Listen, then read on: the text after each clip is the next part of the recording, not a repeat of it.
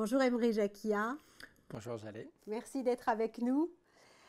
Donc vous êtes président de la CAMIF, vous êtes également président de la communauté des entreprises à mission. Et effectivement, vous êtes en France l'un des précurseurs de l'entrepreneuriat à mission. C'est pour ça qu'on est très heureux de vous avoir à nos côtés pour cette deuxième interview de la communauté des entreprises s'engagent. Alors déjà, première question, comment allez-vous ? Je vais très très bien. Je suis venu en vélo, donc ça me permet de faire des petits breaks où j'évacue et du coup je suis pleinement ici et maintenant. Oxygéné Exactement. et prêt à partager plein de choses avec nous. Première question, donc entreprise à mission. Est-ce que vous pourriez nous dire ce que c'est une entreprise à mission ? Une entreprise à mission, c'est tout simplement une entreprise qui met au cœur de son modèle une mission avec un impact positif sur des enjeux sociaux, environnementaux et qui, depuis que la loi Pacte existe, puisque l'entreprise à mission est maintenant reconnue depuis 2019 dans la loi, et va jusqu'à inscrire dans ses statuts cette mission. Donc une raison d'être, des objectifs de mission, donc des objectifs sociaux, environnementaux, qui sont engageants pour l'actionnaire, engageants pour l'entreprise, engageants pour les dirigeants, et puis qui va jusqu'à mettre en place une gouvernance de la mission et rendre compte de manière assez transparente par un rapport de mission et puis par un audit qui se fait tous les 2 ans sur quels sont les moyens qui sont mis en œuvre et quels sont les résultats atteints. Donc ça remet la mission au sommet de ce pourquoi l'entreprise existe au fond. Quelle est la contribution positive qu'elle cherche à avoir au monde et ça replace le profit dans une position assez centrale, mais pas le but ultime de l'entreprise. Voilà, c'est ça, pas le seul but en fait. Certainement. Et justement, je pense que vous avez déjà dit en quelques mots, c'est ça la loi Pacte ? Parce que si ce n'est pas clair pour tout le monde, est-ce que c'est en 2 mots ce que vous venez de dire ? C'est ce que demande cette loi ? Dans la loi Pacte, il y a plusieurs marches qui ont été habilement introduites. D'abord, la modification de l'article 1833 du Code civil qui impose à toute entreprise de prendre en considération les enjeux sociaux et environnementaux dans leurs projets. Donc ça consacre un peu la RSE pour tous au fond. La possibilité aussi qui est donnée aux entreprises de doter d'une raison d'être, pourquoi l'entreprise existe, et d'inscrire cette raison d'être dans ses statuts. Et la troisième marche, celle qui est la plus exigeante au fond, c'est celle de la société à mission, qui est une raison d'être assortie d'objectifs sociaux environnementaux dans les statuts, mais également une gouvernance de la mission avec le comité de mission et le double contrôle par le contrôle aussi externe d'un organisme tiers indépendant qui vient vérifier la démarche. Et cette loi de 2019, finalement, est venue à un bon moment, à un moment où l'exigence des citoyens, des consommateurs, de nos propres collaborateurs sur le nécessaire engagement de l'entreprise est en train de grandir. Exactement, et du coup c'est ça qui vous a poussé, non, vous étiez un tout petit peu précurseur, même encore en 2018, parce que vous avez créé la communauté des entreprises à mission dont aujourd'hui vous êtes président. Donc c'était quoi cette conviction ? En fait, c'est d'abord né d'une rencontre, celle qu'on a faite nous en 2013 avec des chercheurs qui, pendant la crise financière de 2008, se sont dit au fond, on n'assiste pas à une crise financière, on assiste à une crise bien plus profonde, celle de l'entreprise. Pourquoi l'entreprise existe, à quoi elle sert et est-ce que son seul et ultime but c'est le profit ? Est-ce qu'on n'a pas été tiré un peu trop sur la corde là ? Et ils se sont dit il y a urgence à refonder l'entreprise, d'ailleurs c'est le titre d'un petit livre que ces chercheurs Blanchet, Grestin et Herman Hatchuel ont théorisé autour d'un modèle d'entreprise que j'appelais à l'époque la société à objet social étendu, convaincu que l'entreprise justement ne peut pas se limiter à cet objet social qu'on a tous, c'est partager le profit entre actionnaires, mais qu'elle a un vrai rôle et une vraie utilité dans la société qu'on a un peu mis de côté, qu'on a un peu oublié et qu'il était urgent de remettre au centre. Et cette rencontre a fait qu'on a expérimenté avec quelques entreprises, Camif en a fait partie, ce modèle de redéfinir la raison d'être de l'entreprise, le pourquoi l'entreprise existe, redéfinir des objectifs sociaux environnementaux et puis voir qu'est-ce que ça change dans l'entreprise. Parce qu'au fond, ce qui est important, c'est que ce chemin d'entreprise à mission nous aide à rendre nos entreprises plus contributives. Et au regard de ce que ça a provoqué chez Camif en termes de transformation du modèle économique de l'entreprise, de son offre, de sa clientèle avec beaucoup de nouveaux clients qui sont venus, une affirmation de nos engagements sur la consommation responsable, sur le Made in France. Finalement, on s'est dit, mais ce modèle, il est très puissant et il faut qu'on le partage. D'où la création de l'association d'intérêt général qui est la communauté des entreprises à mission en 2018, avec des entrepreneurs, avec des chercheurs et avec des gens qui ont envie de partager le modèle. C'était l'idée d'offrir un cadre de partage aux dirigeants qui souhaitent rendre leur entreprise plus contributive aux enjeux de la Et société. comme si cette crise de 2008 était un effet boomerang d'une façon dont il ne fallait pas regarder l'entreprise. C'est-à-dire c'est cette crise qui fait prendre conscience un peu au monde entier, enfin à ceux qui le veulent bien, parce que je ne suis pas sûre qu'on a encore fini, hein. Mais c'était ça, c'est de se dire, regardons les choses différemment et faisons différemment. Et donc vous, avec la CAMIF, vous y étiez assez tôt dans cette conviction. D'autres arrivent et vous décidez ensemble avec effectivement des chercheurs, des sociologues, je ne sais plus ce que vous avez dit, de créer une communauté qui va réfléchir pour avancer dans ces entreprises à mission. L'idée de la communauté, moi je crois beaucoup à l'intelligence collective, au partage, c'était d'offrir un cadre de partage justement aux dirigeants qui souhaitaient s'engager, mais qui cherchaient un cadre, et il y avait un cadre expérimenté par quelques entreprises, par quelques-uns, et puis imaginé par ces chercheurs, de continuer à le nourrir et de l'enrichir. C'est ce que fait la communauté des entreprises à mission chaque jour à travers des groupes de travail. Et puis enfin de le faire connaître, parce que vous l'avez dit, on est encore au tout début du chemin. Exactement. Bon, et puis on a créé cette association avant que la loi Pacte existe. On a contribué aux travaux, au rapport Nota-Sénart, etc.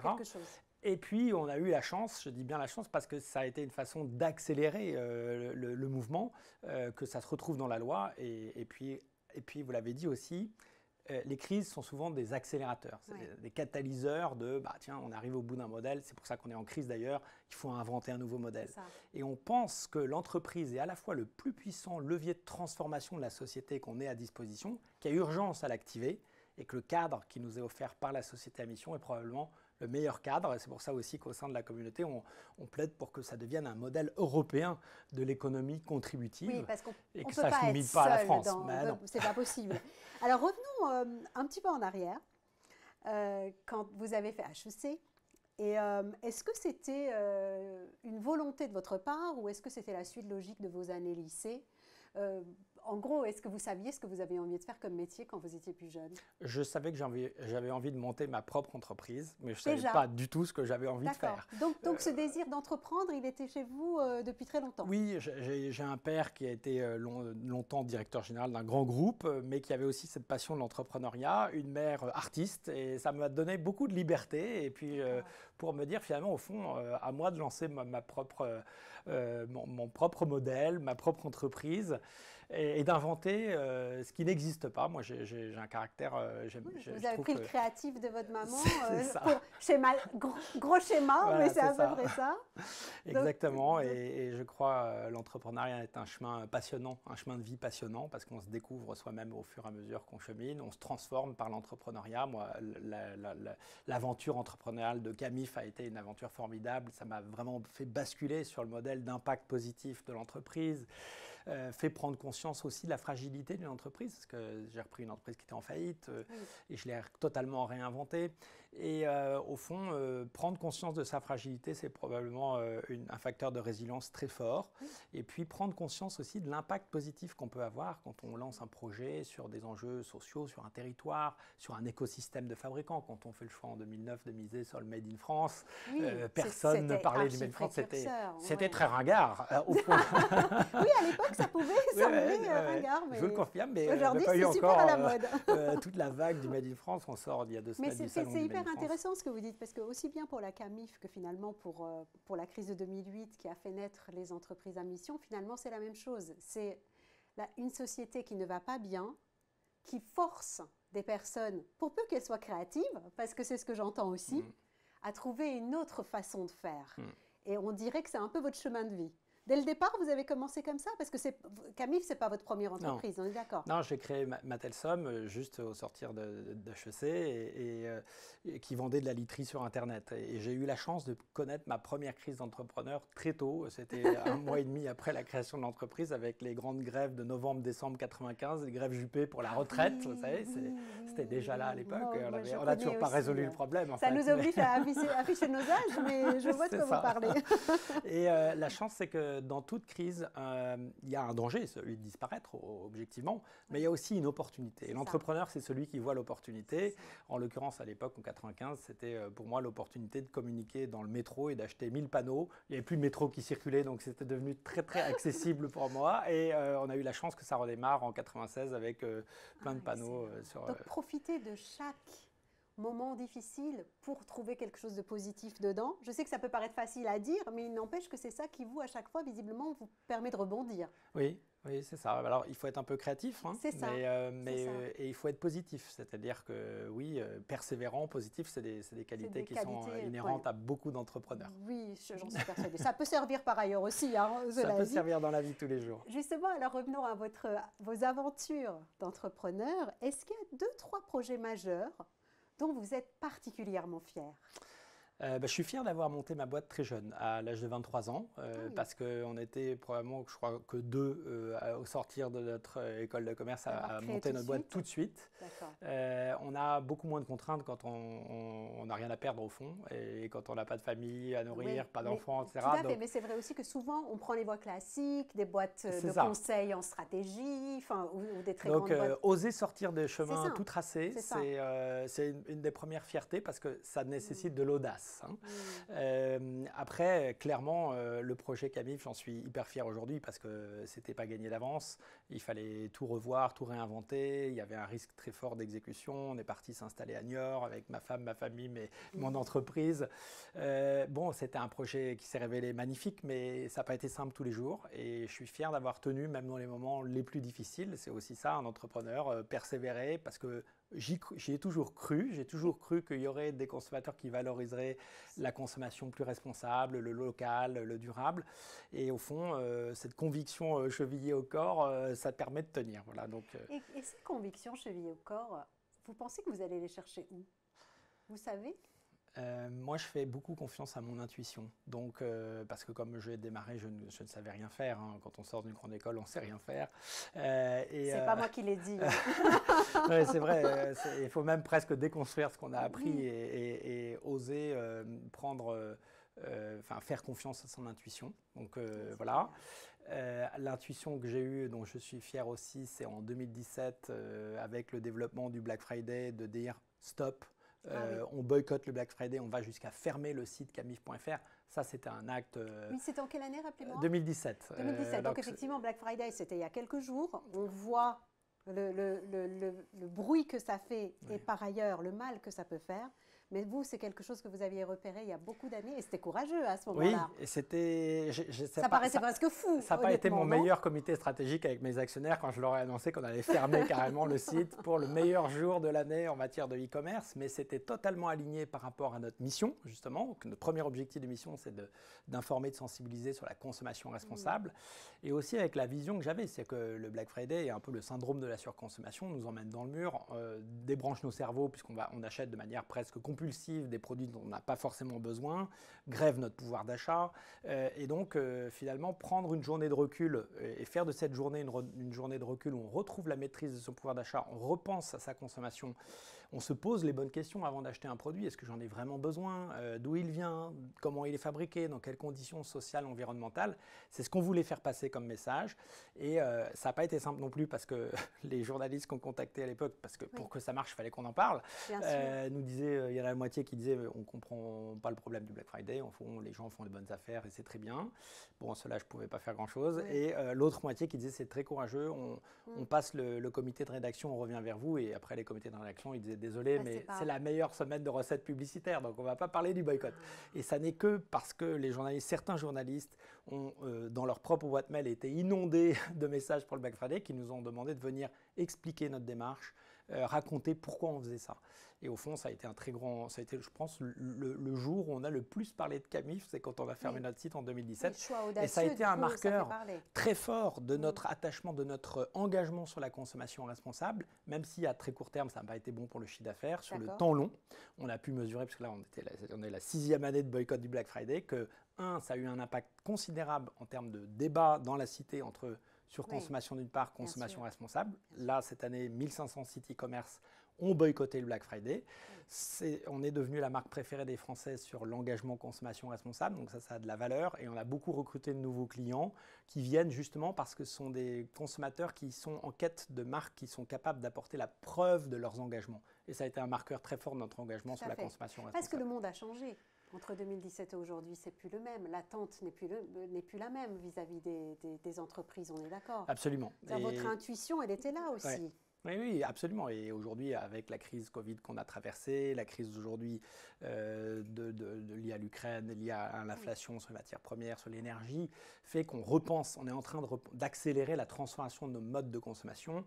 On a tous pris conscience, je pense, collectivement, du lien qui existe entre nos modes de vie et ce qu'on observe en termes de dérèglement du climat, de la planète, de la biodiversité, donc nos modes de consommation, nos modes de production.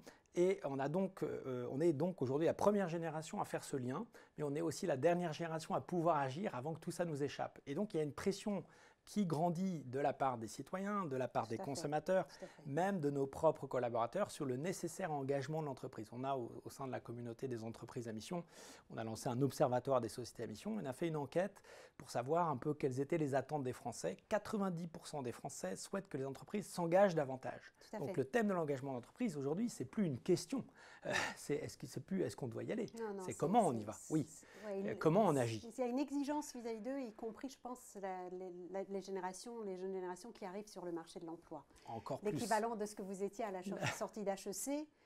Aujourd'hui, massivement, les jeunes, j'ai l'impression, sont convaincus. Oui, je suis intervenu il n'y a pas très longtemps à Centrale Lyon, devant un amphi plein de jeunes qui venaient de rentrer à Centrale Lyon.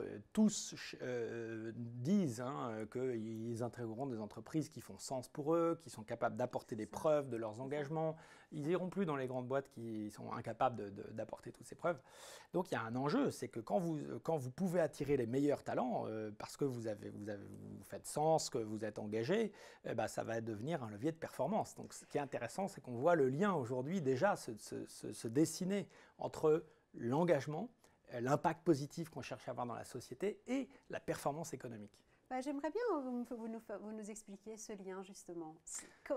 Comment on peut le lier? Parce que ça pourrait presque pas paraître naturel, intuitif, mais les résultats sont là. Expliquez-nous. Alors d'abord, ce lien, il nécessite qu'on l'observe sur un temps long.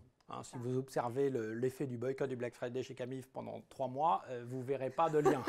Même vous verrez l'inverse, puisqu'il y a un renoncement. C'est ce qu'on appelle slow quelque chose maintenant, c'est ça? Si vous voulez dire le slow, la slow life, la slow entreprise, la consommation lente. Oui, bien sûr. C'est redonner du temps aux choses. Et vos actionnaires, ils ont accepté ça? Il a fallu batailler quand même, non? Oui, mais en même temps, j'avais la chance d'avoir sélectionné des actionnaires, notamment un des tout premier fonds d'impact qui s'appelle Citizen Capital, qui est rentré dans le capital en 2013, qui était assez aligné avec cette vision que ce sont les entreprises les plus engagées, c'est d'ailleurs leur thèse d'investissement, qui seront les plus performantes. Donc par contre, ça nécessite effectivement de reprendre du temps long parce qu'on ne transforme pas, on ne change pas une entreprise en 3 mois et que les effets d'un investissement, quel qu'il soit, quand on a parlé de la transition numérique dans les années 2000, ce n'est pas immédiat. Donc il faut investir, semer la graine, la planter, mettre de l'eau et puis que ça pousse et puis que progressivement ça prenne la place que ça doit prendre. Et effectivement, avec le temps long, on voit bien ce lien entre engagement et performance. Quand l'engagement est sincère, quand il est perçu par les collaborateurs, le premier levier que ça génère dans l'entreprise, c'est de l'engagement des collaborateurs. Et entre deux entreprises, quand tu as une entreprise où il y a des collaborateurs engagés et une autre où ils ne le sont pas, il y a une énorme différence en termes de créativité, de productivité, d'efficience. C'est une évidence ce que je dis en fait. Et ça joue sur la marque employeur, c'est de la même chose. Pas tant que ça, parce que vous êtes en train de dire aussi, et je ne sais pas si ça a toujours été le cas, chez vous peut-être, mais on a l'impression que cette recherche de sens, elle est là aujourd'hui. Elle est là.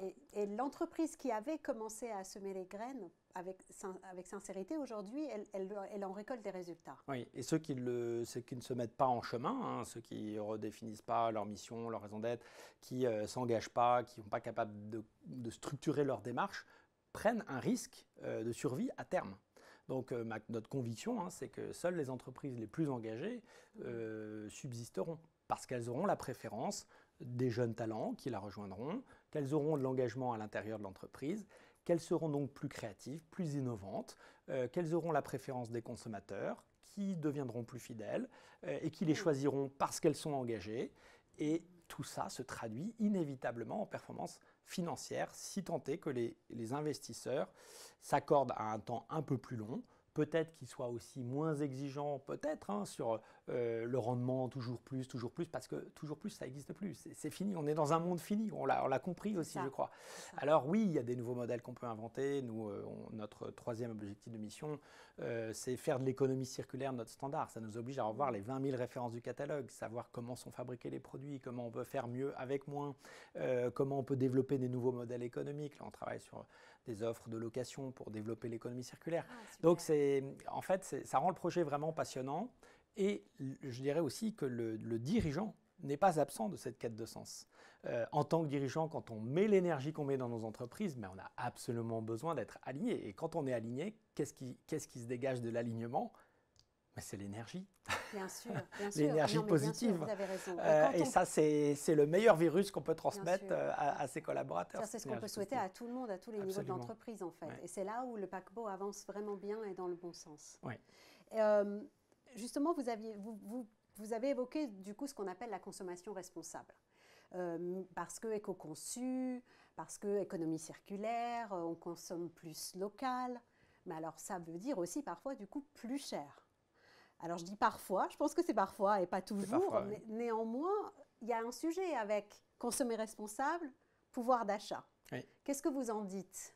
C'est antinomique? C'est pas antinomique? Non, pas du tout. Et j'en prends pour preuve le profil de nos nouveaux clients qui sont plus jeunes, qui ont entre 25 et 45 ans, qui n'ont pas plus de moyens que les autres, mais qui font beaucoup plus d'arbitrage sur leur acte de consommation au quotidien.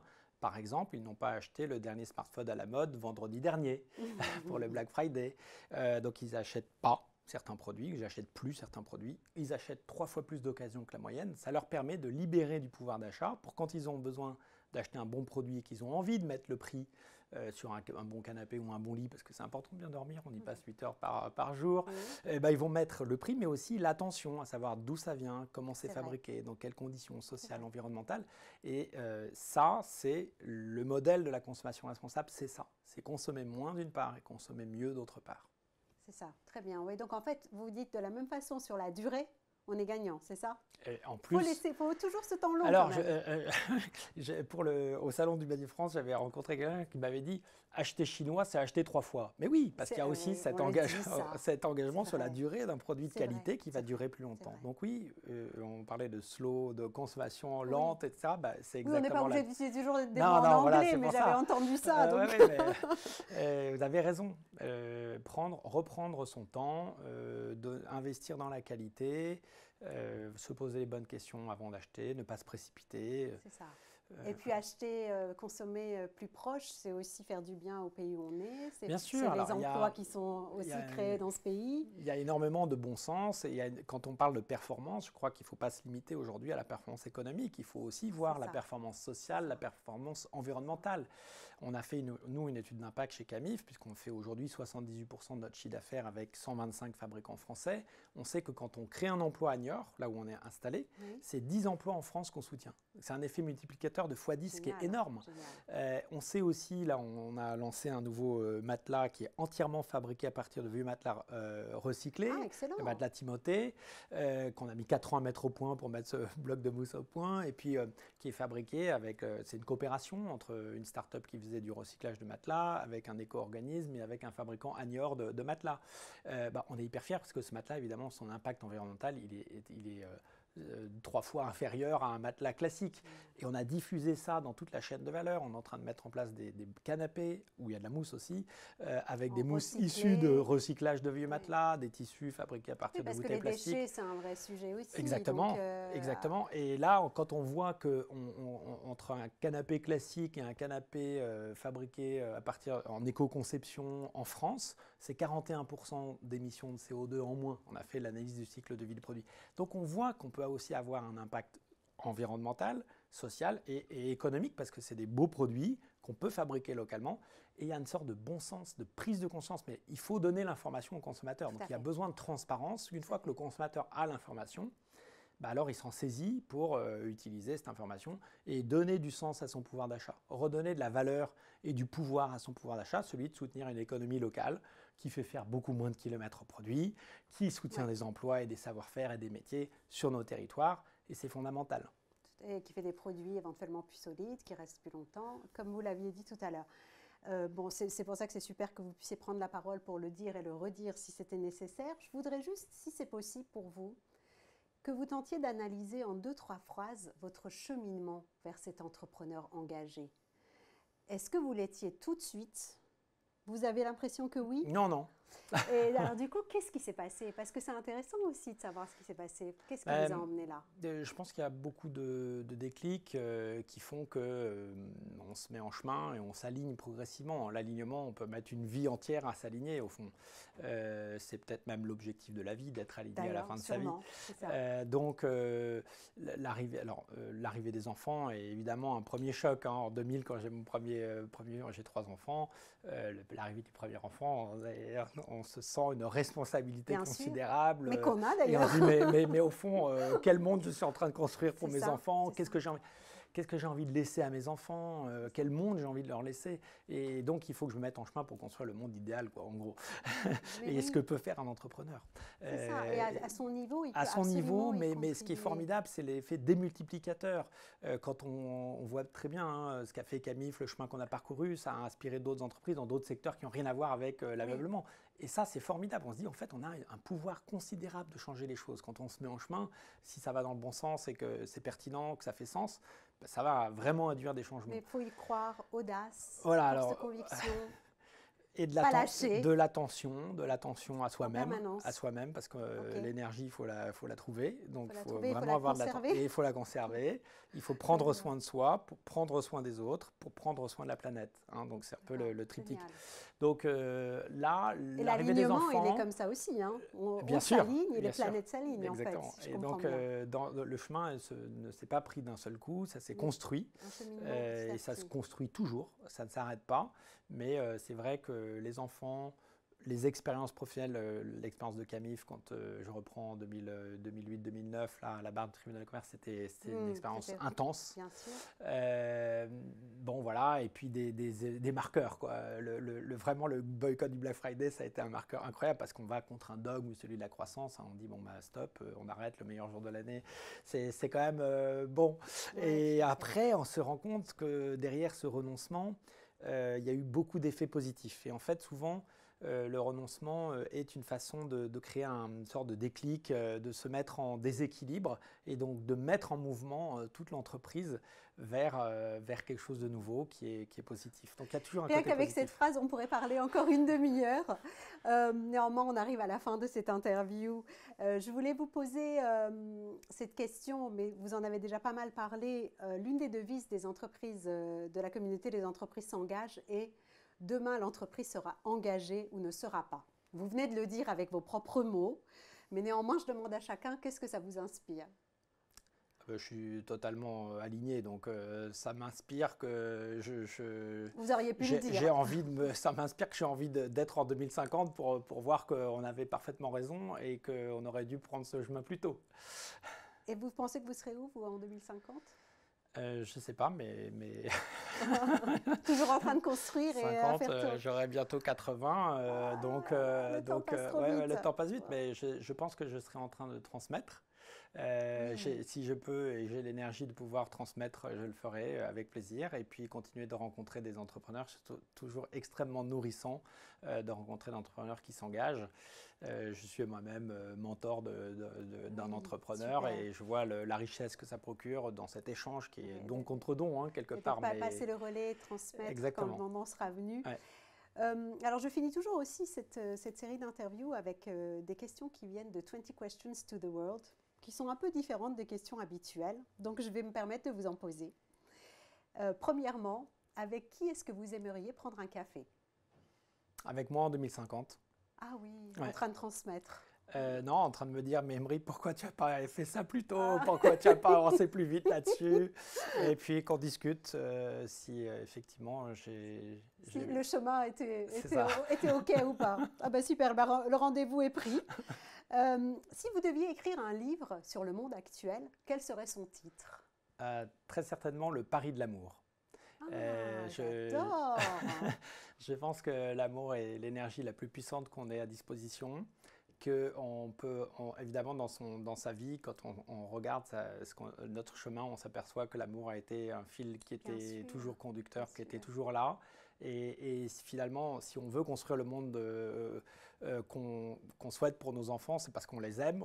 Et il faut qu'on aime nos collaborateurs pour qu'ils puissent le faire. Il faut qu'on aime le monde dans lequel on vit pour le protéger. Il faut qu'on aime l'entreprise dans laquelle on travaille pour qu'elle ait un impact positif. Et puis peut-être qu'on s'aime soi pour être au départ de tout ça, peut-être. Voilà. Et donc, il faut oser faire le pari de l'amour. Bah, c'est génial, je trouve ça génial que ce soit un chef d'entreprise qui dise ça, c'est magnifique. Et si vous deviez décrire la planète à un extraterrestre, vous diriez quoi en une phrase? Le meilleur endroit pour vivre sur l'univers, mais non, ce serait très prétentieux. Mais pourquoi pas? Bientôt, en 2050. Je dirais que j'aimerais bien visiter son monde aussi et échanger. Ouais. Et si vous pouviez poser une question au monde entier, une seule question? À quoi seriez-vous prêt à renoncer? Alors c'est lancé. Merci beaucoup, Emery Jacquia. Merci à vous. À très bientôt. Merci. Au revoir.